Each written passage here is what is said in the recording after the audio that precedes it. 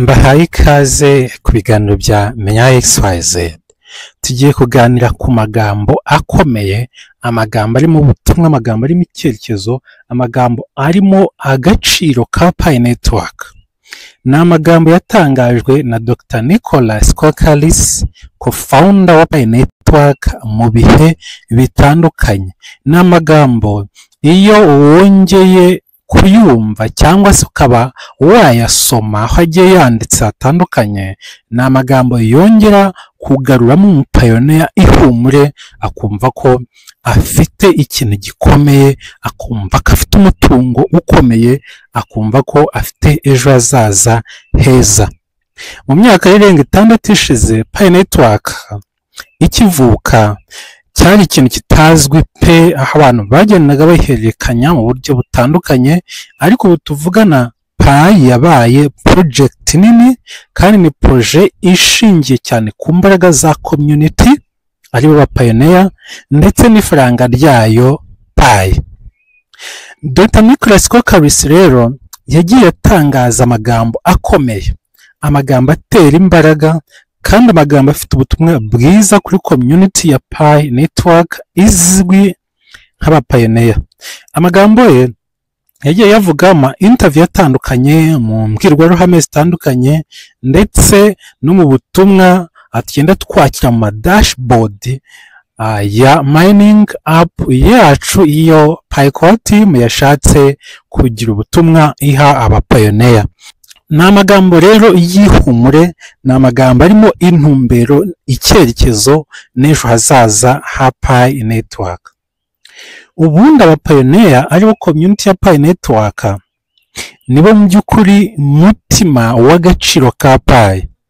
Dr. Nicholas Kokalis yagiye yibutsa abantu ko abapioneer ari zo mbaraga z'ukuri za Pi Network, kandi abapioneer aribo gaciro ka Pi muri rusange. Hari aho yigeze kuvuga ngo Pi is worth what pioneers make it worth, cyangwa se Pi ifite agaciro abapioneer bazayiha. Icyo gihe yasubije ibingibi abajijwe agaciro Pi izagira igihe mainnet izagira hanze. Aya magambo rero asobanuye ko ugutsinda kwa Pi, agaciro ka Pi, uko Pi izakoreshwa hirya no hino ku isi, ndetse n'uruhare izagira mu guhindura ubukungu bw'isi, byose bishingiye ku bantu bazaba bakoresha Pi, ku bantu ubu ngubu barimo kubaka ama apps, ndetse no ku bashyigikiye ecosystem yayo bidashingiye kuri technology gusa, kuko technology iba igomba kuba ikoreshwa n'aba pioneer kugira ngo Pi igira agaciro gakomeye cyane.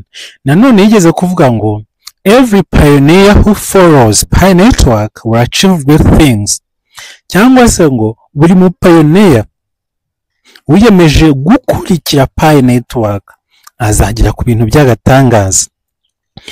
Muri iri jambo rye yerekana icyizere gikomeye buri wese agomba kugumana, umuntu wese uzi Pi Network, kandi akanamwibutsa ko ari byinshi azungukira muri uyu mushinga wo kuzagenda utera imbere nkawe ubwe ndetse nka community muri rusange. Aya rero ni amagambo akomeye, ntabwo ari amagambo apfa kuvugwa gutyo gusa biri aho, adafite ikintu gikomeye mu by'ukuri ahishe ku hazaza. Iyi Pi rero ni revolution, ni impinduramatwara cyane cyane mu ifaranga ry'ikoranabuhanga.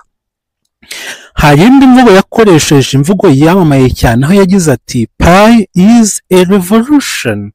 Pi ni impinduramatwara.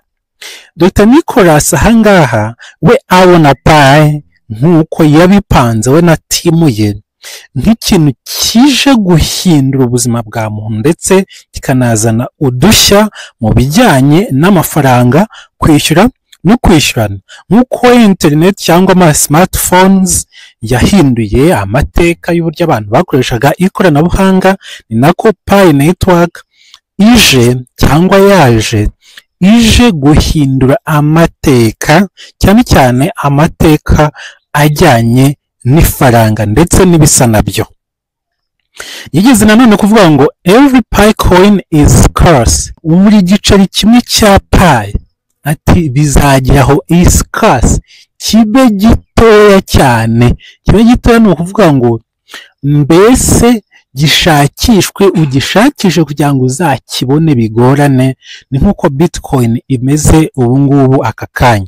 Bitcoin ubu ngubu iri mu bihumbi 110 na biragoye kugira ngo ube wayigondera. Bizajyaho rero pi nayo ihende ku buryo izabura umuntu uzaba yifite icyo gihe azaba ari umuntu ukomeye. Nanone Dr. Nicholas Kokaris yigeze kuvuga ngo every pi is very variable. Izo ni imvugo ebyiri zuzuzanya, aho yagize ati buri pi ifite agaciro cyane. Aya magambo rero ni amagambo meza arimo ibitekerezo byiza ko pi network atari a digital token cyangwa rya faranga riri aho gusa rizenguruka kuri murandasi, ahubwo ko ari ifaranga rifite akazoza kandi rizagira uruhare rukomeye mu bukungu bw'isi. Ahangaha twongera kwibutsa ko imbaraga za pi ari abapioneer. Abapioneer rero bafite imbaraga zikomeye cyane. Mu bihe bitandukanye Dr. Nicholas yagiye ashishikariza abapioneer kugira icyizere ndetse no kugira intumbero ndetse no kumva ko ibyo bafite ari ibintu by'agaciro mu magambo atandukanye. Hari aho nanone yigeze kuvuga ngo let the pioneers achieve great achievements. Mureke abapioneer bagere ku bintu by'akataraboneka. Aya magambo rero ntabwo ari amagambo ari ahangaha asanzwe abantu bajyaho bayakeneraho bakavuga bati abagira ngo umushinga ukurikirwe, ariko si ibyo gusa. Ntabwo umuhanga nk'uyu nguyu yavuga amagambo adafite icyahatse, ntibishoboka.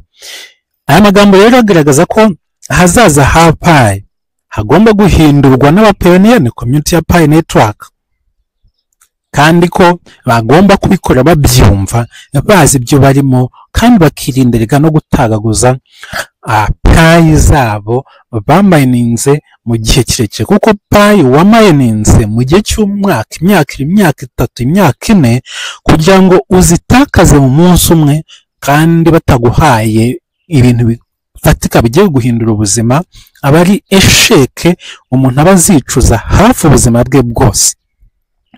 Turibuka muri consensus 2025 ya nama yabereye Toronto muri Canada. Hanaho Dr. Nicholas Kokaris yahatangaje ubutumwa bw'icyizere ndetse ubutumwa bwari bumbatiyemo ejo hazaza ha pi network. Dr. Nicholas rero muri ya pano ibibazo yabazwaga n'uburyo yabisubizaga, anavuga ku ikoranabuhanga pi network yadobutinze ririmo artificial intelligence.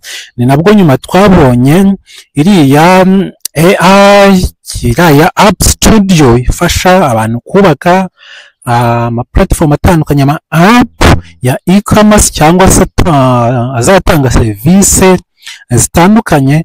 Ni ibintu rero bigaragaza ko ikintu bita AI nk'ikoranabuhanga ririho muri aka kanya, kandi pi network ikaba iri kumwe naryo. Byongera gushimangira ko pi network ari ikintu gihambaye kandi ari ikintu gikomeye kigiye kugira uruhare mu guhinduka k'ubukungu bw'isi. Muri inama rero Dr. Nicholas Kokaris yaravuze ati pi network is a social network with tens of millions of people with its own embedded cryptocurrency pi.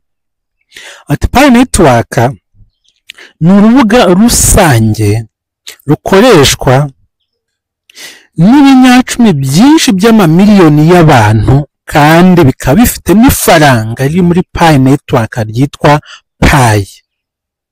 People have been mining it for the last 6 years now. They have been using it. They have been creating apps. Hata abantu bamaze igihe bayimayininga igihe kirenga imyaka 6 barimo kuyikoresha, kandi bamaze igihe bana creatinga cyangwa bubaka ama app atandukanye. Ahangaha rero yavugaga ko pi itakiri igitekerezo gusa, ahubwo iriho kandi irimo gukoreshwa n'amamiliyoni y'abantu ku isi hose. Yanongeyeho aravuga ati it is an exciting time to live. Ati iki ni igihe gishishikaje cyo kubaho ufite Pi Network.